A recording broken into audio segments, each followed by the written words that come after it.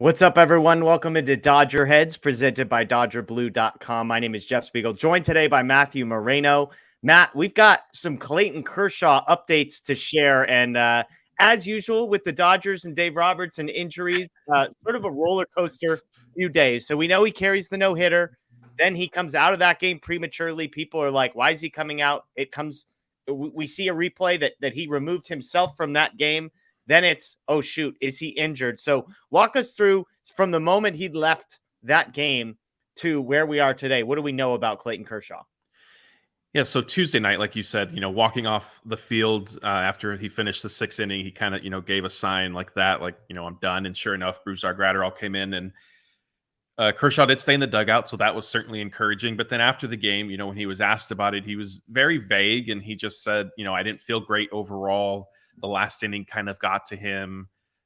He felt bad that the bullpen had to pitch 3 innings because of him, but he was confident that he would be okay and he would make his next start. And that was a lot of the sentiment that Dave Roberts echoed when he was also speaking post-game on Tuesday. And Kershaw then was asked a little bit more directly, like, is it a back injury? And he just answered, quote, "We'll see tomorrow."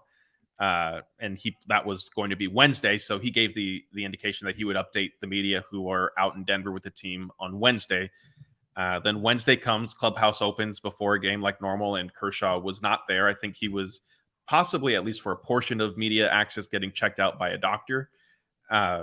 Then after the game ends Wednesday night, I believe it was Bill Plunkett who tweeted that reporters walked by Kershaw in the hallway. They asked him, like, hey, about an update. And he said, oh, whatever Dave Roberts says is fine.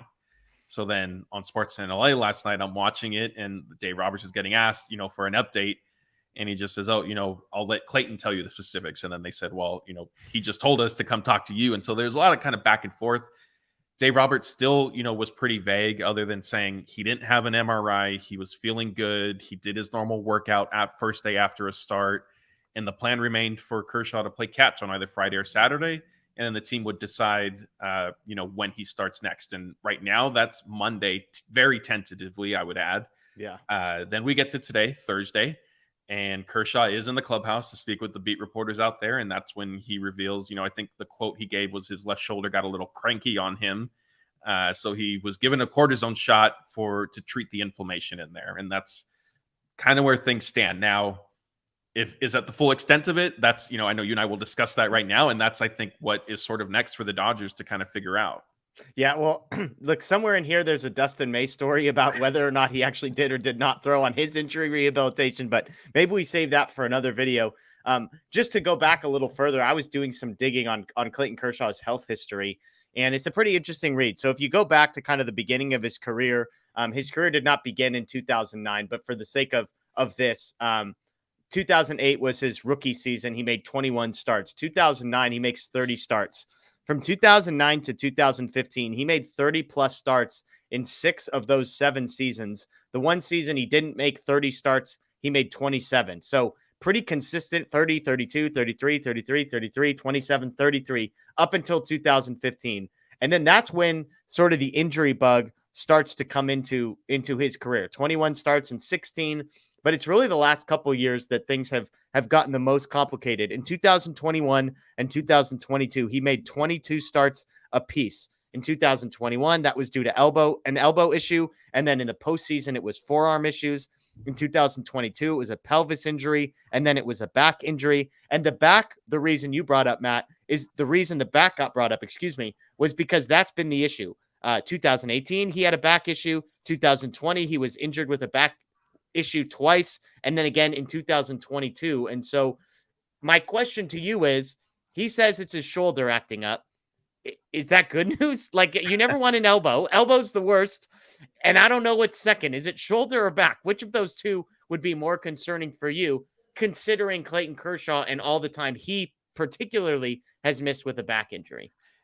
Honestly, I'm more concerned with the possibility of a shoulder injury and to what extent. Now, if it is just inflammation, things happen. Maybe he, just did a little too much one day. I don't know. And it is genuinely just inflammation. But if there's something else in there, like, what caused the inflammation, right? Like, that's the question I want to know. And he didn't have an MRI, or at least that's, the indication that's been Allegedly given.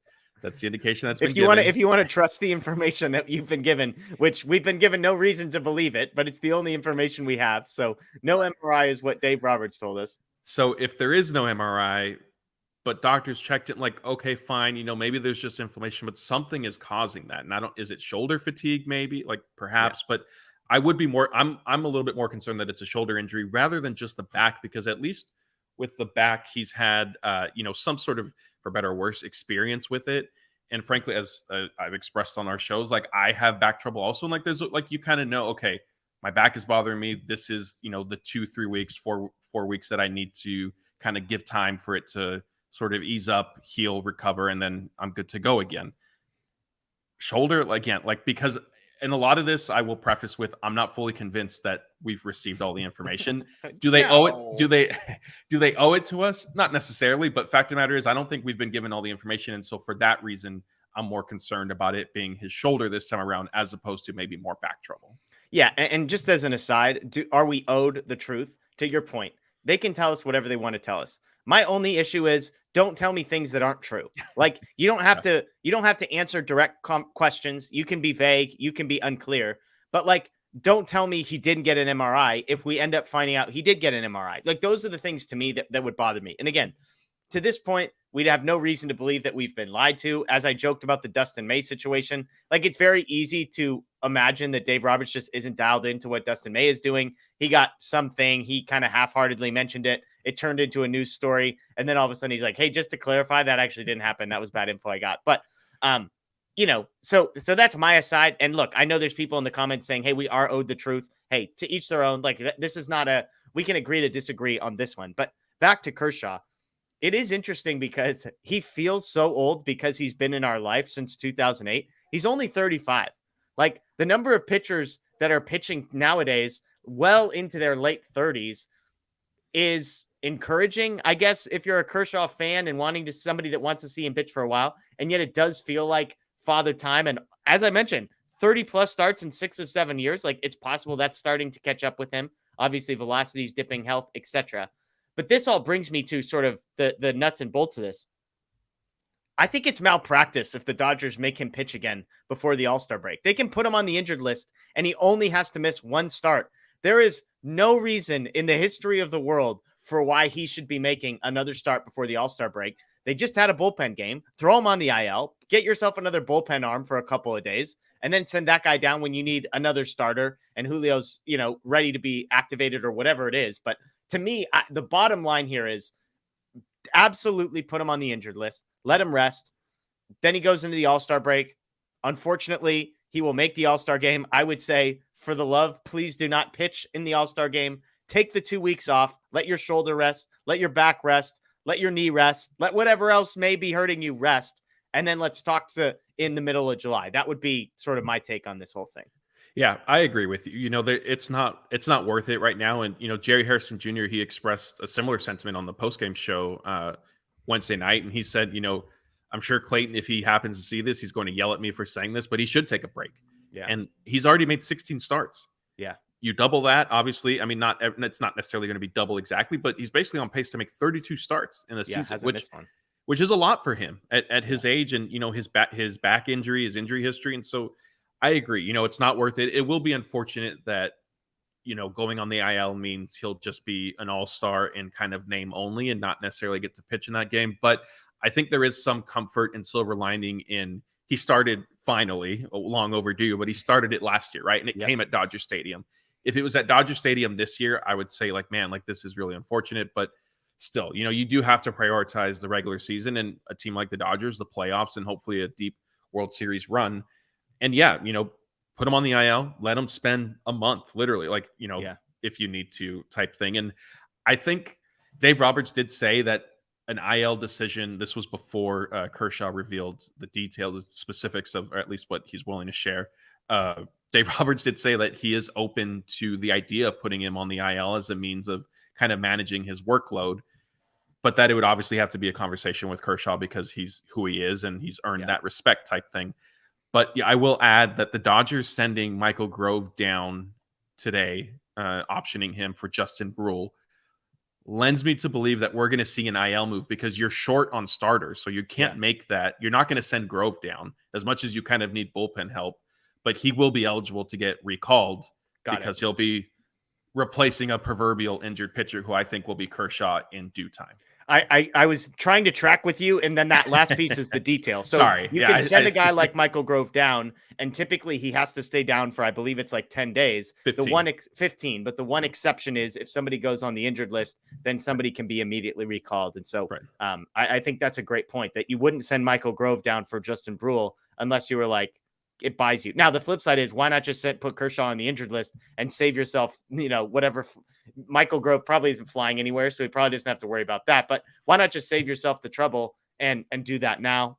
Who knows? They've decided this is the best route to go, which does lead to the last piece of this conversation, Matt, which is the rotation. Julio Urias expected back at some point this weekend. I believe Saturday is when he's slated to start.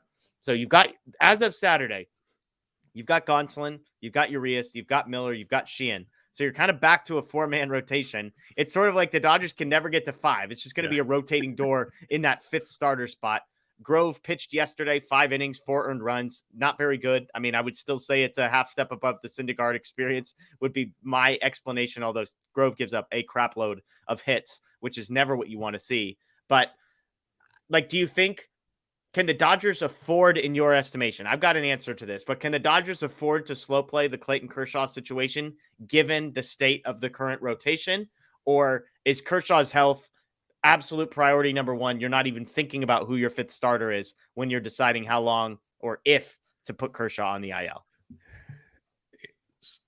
Given what we've seen from the team, especially recently, no, they can't really afford that because he's been their best pitcher all season long. Yeah. But what good is maybe pushing him in July if it's going to end up costing you in September or October? Yeah. So can they afford it? Probably not. Will they still do it? I think so. Yeah. Yeah, I agree. Look, you're playing the long game here. Clayton Kershaw's health is absolutely the number one priority. I know they're not in first place in the division and people want him to make up some games in July. If you told me I could have a far higher chance of a healthy Clayton Kershaw come the postseason, but it's going to cost me 4 or 5 games in the standings over the next month, I don't bat an eye. I say, that's fine. I want Kershaw healthy when the postseason rolls around. I don't want to be taking any chances with him. And so you just make do with the Michael Groves of the world. I see people in the chat saying Landon Knack can be brought up. Sure. I mean, they got a bunch of guys on the 40-man, so there's going to be a roster crunch there at some point, but there are some of those guys that feel like they could get DFA'd or taken off the 40-man at some point. So Knack would be an option, as well as Michael Grove, obviously. We can mention real quick the Dustin May update. Yesterday, Dave Roberts said that he began throwing. Today, I believe, Matt, he clarified that he did not, in fact, begin throwing. Yeah, in fairness, Dave, I think yesterday said I believe he began. So, it wasn't, fully, yes, he started throwing, but it was more of, yes, I'm pretty sure he started.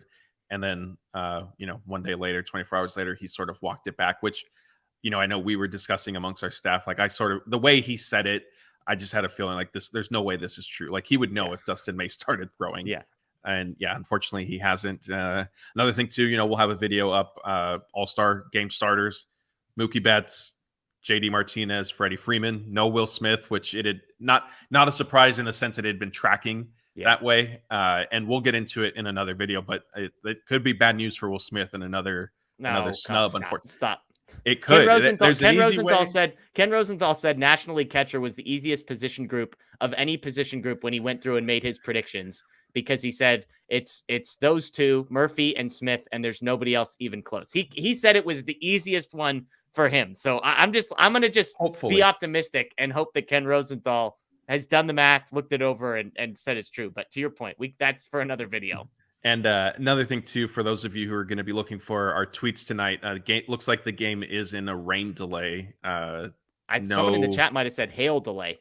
Yeah, no set time yet. Yeah, it was hailing earlier. I saw a few of the beat reporters tweeting out pictures.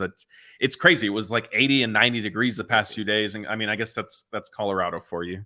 Yeah, absolutely. So, hey, everybody, we appreciate you hopping on with us live for this Clayton Kershaw update. Again, a roller coaster of news updates for a guy who if we're being honest, hasn't been fully healthy all the way going back till 2015 was kind of the last season he made it through a full year without any injuries. So as of now, he's calling it a grumpy shoulder, said he got an injection. They're hoping the inflammation goes down and that will be good. But again, the Dodgers could put him on the injured list and he would miss just one start through the All-Star break before he could be activated. We will see if he chooses to do that. That's Matt Moreno. My name is Jeff Spiegel. As always, thank you for joining us. Please subscribe, ring the notification bell here. Tons of content throughout the week. Check out DodgerBlue.com. Of course, if you're a podcast person, check out the DodgerHeads podcast. That's available on Apple, Spotify, Google, wherever you get that. You can follow Matt at Matthew__Moreno. You can follow me at Jeff Spiegel. Enjoy the rest of your day. Hopefully at some point we get a Dodgers game tonight. But until then, go Dodgers.